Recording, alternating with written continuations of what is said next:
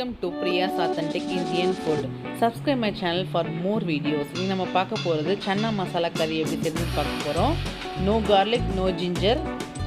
Chole gravy எப்படி செய்யறதுன்னு நம்ம பார்க்கலாம். சேனல் நீங்க first time பார்க்கறேனா please don't forget to subscribe my channel. இப்போ நம்ம ஒரு yummy breakfast recipe எப்படி செய்யறதுன்னு பார்க்கலாம். ஹெல்தியான Chole gravy வெந்தயக்கீரை பூரியோடையும் பாலக்கீரை பூரியோடையும் சாப்பிட்டா ரொம்ப டேஸ்ட்டாக இருக்கும். இந்த பூரி வெரைட்டிஸ் எப்படி செய்யுதுங்கிறது நான் வீடியோ அப்லோட் பண்ணுறேன். இப்போ நம்ம சோலே கிரேவி எப்படி செய்யுதுங்கிறது பார்க்கலாம் வாங்க. இங்கே நான் ஒயிட் சன்னா எடுத்துருக்கேன், 225 கிராம்ஸ் எடுத்திருக்கேன். 4 பேத்துக்கு இது போதுமானதாக இருக்கும். ஸோ ஓவர் நைட் நான் வாட்டரில் நல்லா ஊற வச்சுட்டேன். ஊற வச்சதை நல்லா இப்போ வாஷ் பண்ணி எடுத்துகிட்டு குக்கரில் ஆட் பண்ணிக்கலாம்.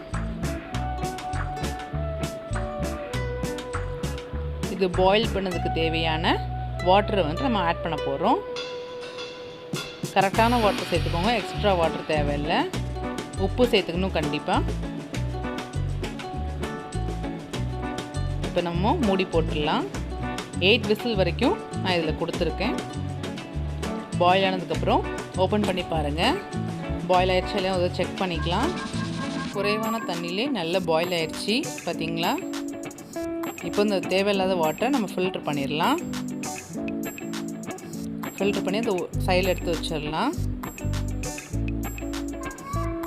ஒரு மிக்ஸி ஜார் எடுத்துக்கோங்க. அதில் ஒரு 4 டேபிள் ஸ்பூன் வரைக்கும் சன்னா போட்டு லைட்டாக ஒரு கிரைண்ட் பண்ணிக்கோங்க. வாட்டர் ஆட் பண்ண வேண்டாம், அதையும் சைடில் வச்சுருங்க. ஒரு கடாய் எடுத்துக்கலாம். அதில் 3 டேபிள் ஸ்பூன் வரைக்கும் ஆயில் ஆட் பண்ணியிருக்கேன். ஆயில் ஹீட்டான பிறகு பிரிஞ்சி இலை 1 சேர்த்துக்கிறோம், கிராம்பு 2, பட்டை சேர்த்துக்கலாம். வாசனைக்காக தான் சேர்த்துருக்கோம். இது ஆயில் நல்லா பொரியட்டும்.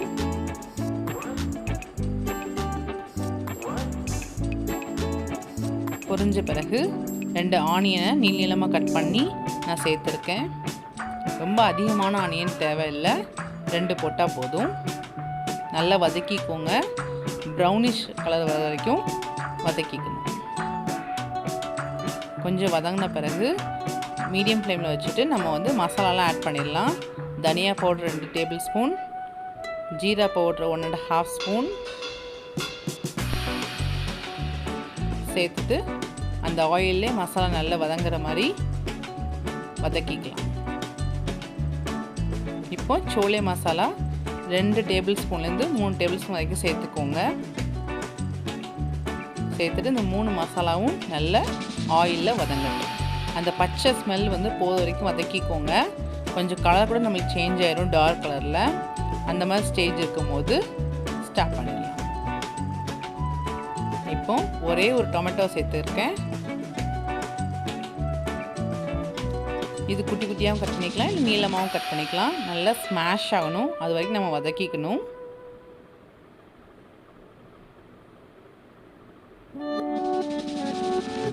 நல்லா வதங்கின பிறகு நம்ம பாயில் பண்ணி வச்சுக்க சன்னாவை இதில் ஆட் பண்ணிடலாம்.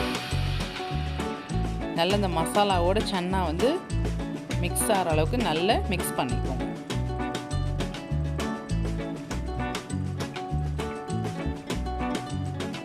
இப்போது நம்ம கிரேவி வேணும் இல்லை, கிரேவி எவ்வளோ வாட்டர் தேவையோ அவ்வளோ சேர்த்துக்கலாம். கரெக்டாக அந்த சன்னா முங்குற அளவுக்கு சேர்த்தா போதும். ஹை ஃப்ளேமில் வச்சு நல்லா பாயில் பண்ணிக்கோங்க 2 மினிட்ஸ் வரைக்கும். மசாலா ஸ்மெல் போன பிறகு நம்ம இந்த கிரைண்ட் பண்ணி வச்சுருக்க சன்னாவை இதில் ஆட் பண்ணிடலாம். ஆட் பண்ணிவிட்டு நல்லா மிக்ஸ் பண்ணிக்கோங்க. ஸோ வாட்டரியாக அந்த கிரேவி இப்போ கொஞ்சம் கட்டியாயிரும்.